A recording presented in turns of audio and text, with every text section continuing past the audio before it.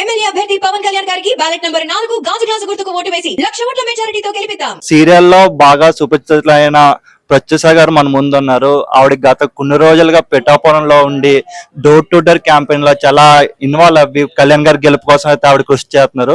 ఒకసారి మేడంతో మాట్లాడే ప్రయత్నం చేద్దాం. Madam, welcome to Pithapuram. అంటే మీరు కొన్ని రోజులుగా పిఠాపురంలో ఉన్నారు, ఎలా ఉంది మేడం ఇక్కడ సిచ్యువేషన్? నాకు తెలిసి అండి, ఇప్పుడు నేను ఇది 3rd డే, చాలా అంటే చాలా ప్లేసెస్కి వెళ్ళాము. ఆల్మోస్ట్ ఒక 5-6 విలేజెస్ అయితే మేము కవర్ చేసాము ఈ 3 డేస్లో. సో ఈ 5-6 విలేజెస్లో కూడా ప్రతి ఒక్కళ్ళు అంటే చాలా చాలా విసిగిపోయి ఉన్నారు.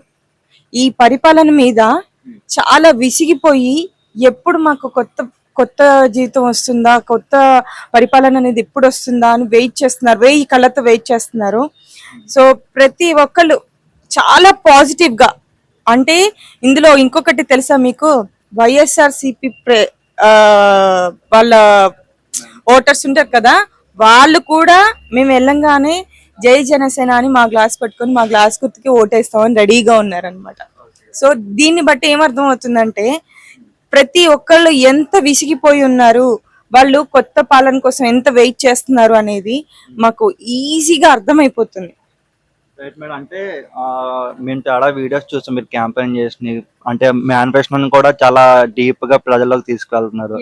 సో మేనిఫెస్టో అంటే వాళ్ళు ఎలా రిసీవ్ చేసుకుంటున్నారు ప్రజలు? కానీ అది చెప్పాను కదా, పాజిటివ్ గా తీసుకొని వాళ్ళు ఏంటంటే, ఎప్పుడు ఎలక్షన్స్ స్టార్ట్ అవుతుందా, ఎప్పుడు ఓటు వేయడానికి వెళ్దామా అన్నట్టుగా రెడీగా ఉన్నారు ప్రతి ఒక్కరు. 100% చెప్తున్నాను, 1,00,000కు పైగా మెజారిటీతో విన్ అవ్వడం అయితే 100% అండి. ఎందుకంటే ఇక్కడ మేము ఇప్పుడు ఏదో వచ్చి మాట్లాడడం కాదు, ఈ 3 డేస్లో వాళ్ళందరూ మాకంటే ముందు నుంచి కష్టపడుతున్న వాళ్ళు ఉన్నారు ఇక్కడ కార్యకర్తలు. సో వాళ్ళందరి కష్టమైనది వాళ్ళు ఆల్రెడీ ఎంత వాళ్ళు మోటివేట్ చేసి ఉన్నారు, జనాలకి ఎంత ఎక్స్ప్లెయిన్ చేయాలి. మేము వెళ్ళి కూడా ఏదో వెళ్ళి అడిగి ఓటేయండి అని అడిగి రావట్లేదండి, ఎక్స్ప్లెయిన్ చేస్తున్నాము. ఇప్పుడు అక్కడ ఏమని అంటే పథకాలు, ఇప్పుడు 5,000 4,000 ఉన్న చోట 10,000 పథకము పెంచుతాము, 10,000 పెన్షన్ ఇస్తాము అని చెప్పనేసి కొత్తగా అదొకటి వచ్చింది. సో 10,000 ఇచ్చి మళ్ళీ వాళ్ళ దగ్గర నుంచి లాక్కుంటే ఏం ప్రయోజనం అండి? ఇచ్చే ₹1 అయినా మనం మనస్ఫూర్తిగా ఖచ్చితంగా అయ్యేలాగా ఇచ్చేదే ఒక పథకానికి వాల్యూ అనేది ఉంటుంది. సో అది వాళ్ళకి వాళ్ళ బుర్రలోకి ఎక్కేలాగా మేము, అంటే వాళ్ళు ఏం చేస్తే, ఇప్పుడు ఏంటంటే 10,000 మీరు ఇచ్చేస్తున్నారు అనేసి మేము అదే అన్నాము. 10,000 కాదు కదా, ₹1 ఇచ్చినా కూడా మాకు ₹1 వద్దమ్మా అని చెప్పనేసి చెప్తున్నారు వాళ్ళు. అంటే మేడం, లాస్ట్ టైం తెలంగాణలో ఎలక్షన్ జరిగినాయి, ఇప్పుడు ఏపీలో జరుగుతున్నాయి.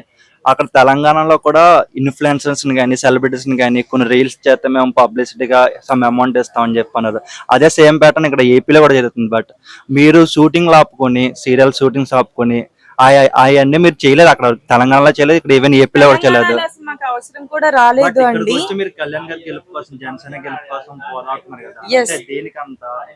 అదే చెప్తున్నానండి, తెలంగాణలో ఇప్పుడు నేను తెలంగాణనే, కానీ ఆంధ్రాకి వచ్చి నేను ఎందుకు ఇక్కడ దాకా వచ్చి చేస్తున్నాను అంటే, 7 కొండల నుంచి కోట్ల ఆస్తిని వదులుకొని ఆయనే దిగివచ్చాడు. అలాంటి ఆయన కోసం మేము వచ్చాం. ఆయన మీకోసం వచ్చాడు, ఆయన కోసం మేము వచ్చాం. ఆయనకు మద్దతుగా, ఎందుకంటే మా తరపు నుంచి ఏంటంటే మేము ఉడతా భక్తిగా, రాముల వారికి ఏదో మేము చేసినట్టుగా ఉడతా భక్తిగా మేము వచ్చి మా వంతు ప్రచారంలో మేము పాల్గొంటున్నాము. ఇదేంటంటే అందరూ అనుకుంటారు ఆయన సినిమాలు చేస్తున్నాడు, ఎప్పుడైనా అవకాశాలు వస్తాయేమో. ఇవి కూడా విన్నాము మేము ఈ 2 డేస్ 3 డేస్ లో కొన్ని విన్నాము. ఏంటి, ఇప్పుడు వీళ్ళందరూ ప్రచారాలు చేస్తే అప్పటికి వస్తాయి, అసలు మాకు అవసరం కూడా లేదండి. ఆయన చిన్న చిరునవ్వు మమ్మల్ని చూసి నవ్వితే చాలు, ఆయన సినిమాలో చెయ్యాలని ఎవరికి అవసరం లేదు. అంటే మేడం, అంటే ఈవెన్ మీరు ఇక్కడ ఏపీ పాలిటిక్స్ లో ఉన్నారు కాబట్టి, ఏపీ పాలిటిక్స్ లో మీరు ఇన్వాల్వ్ అయ్యారు కాబట్టి, బట్ మీకు ఫ్యూచర్ లో ఏమన్నా ట్రబుల్స్ వచ్చే ప్రాబ్లమ్స్ ఉన్నాయి అంటే, మీకు ఆఫర్స్ రాకపోవడం కానీ, లేకపోతే మీకు ఏమన్నా సీరియల్ నుంచి తీసేయడం కానీ, ఇలాంటి వచ్చే ఛాన్స్ ఉంటాయేమో కదా, మీరు అన్ని ఫేస్ చేసే దిగారా? ఏమండి, అసలు మేము అవన్నీ కూడా ఏం ఆలోచించలేదండి. మాకు వర్క్ ఒక ఏంటి ఎవరో చెప్తే మానేస్తే ఎవరో చెప్తే ఇచ్చే ఇదిలో అయితే మేము లేము. మేము ఇన్ని సంవత్సరాలు, నేను వచ్చి ఇప్పటికి 22 సంవత్సరాలు ఇండస్ట్రీలో, నేను చైల్డ్ ఆర్టిస్ట్. నా కష్టం, నా పర్ఫార్మెన్స్ మీదనే ఇన్ని రోజుల్లో నేను ఇదయ్యాను. కాబట్టి అది చూసి ఇచ్చే వాళ్ళే ఇస్తారు. ఒకళ్ళు చెప్తే వచ్చేదైతే నాకు అవసరం లేదు కూడా. కాబట్టి నేను ఎవరికి భయపడి నేను ఇక్కడికి రాలేదు. ఒకరికి చెప్తే ఒకవేళ నేను వీళ్ళకి ప్రచారం చేస్తే వీళ్ళు నాకు ఆఫర్స్ పోతాయేమో అనుకుంటే నాకు ఆఫర్స్ అవి కూడా అక్కర్లేదు. అంటే మేడం ఇప్పుడు మీరు అన్నారు ఆయనతో మేము ఆఫర్లు వద్దు అలాగని చెప్పి ఆయనతో మేము కలిసి కూడా వర్క్ చేయలేదు అని చెప్పి. అంటే మీరు ఈవెన్ కళ్యాణ్ గారితో ఎప్పుడు ఏ ఫిల్మ్ లో కూడా పార్ట్ అవ్వలేదు, బట్ ఆయనతో కూడా ఇంటరాక్షన్ అయిన మూమెంట్స్ కూడా మేము చూడలేదు.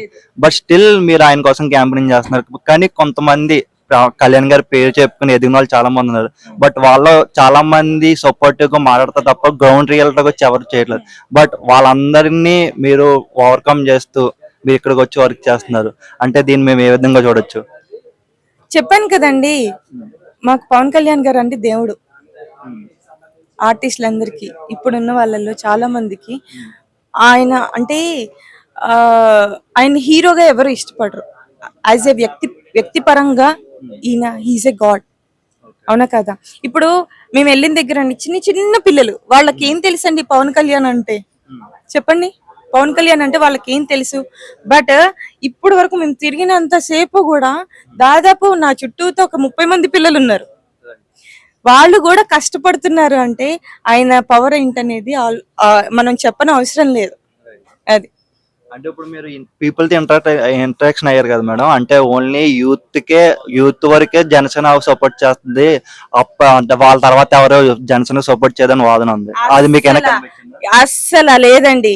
ఇప్పుడు మేము వెళ్ళిన ప్రతి ఒక్క ఊర్లోనూ ముసలావిడ దగ్గర నుంచి పసిపిల్లల దగ్గర నుంచి ప్రతి ఒక్కళ్ళు కూడా జై జనసేన అనే తప్పించి వేరే మాట అనేది వినిపించలేదు.